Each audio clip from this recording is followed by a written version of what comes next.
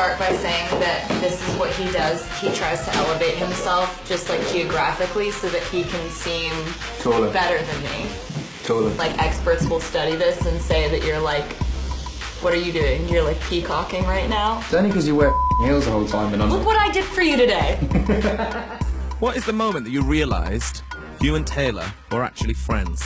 I mean, mine might be a different time than his, because, I mean, I was sold very easily, but I might have had to earn. You're saying... Yeah, that's exactly what mine was, too, the first time we met. No! Phoenix writing a song, innit? Yeah. We wrote several times, and the first time we wrote, we sat in a hotel room in, I think, like, Arizona, and we just kind of, like, wrote and wrote and wrote and wrote, and just, like, laughed and had the best time and became really close friends, and then decided to write again, like, a couple weeks later at my house in LA.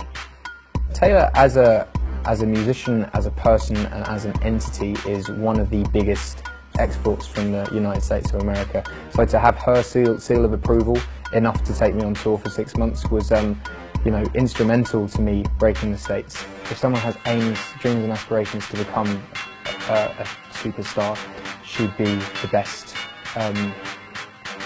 example of it, of how to keep it together. Ed Sheeran heard the album as it was being made, so I would say he's probably the first person who I played things for, because when we were on tour together, I was in the studio and writing and creating 1989. So I would finish something and then I'd bring it to his dressing room and he would hear it. The same way as he was working on Multiply, his album, and he would finish something, bring it to my dressing room and play it for me. So it was really fun to kind of have your built-in best friend there to tell you if it was good or not. Thinking out loud!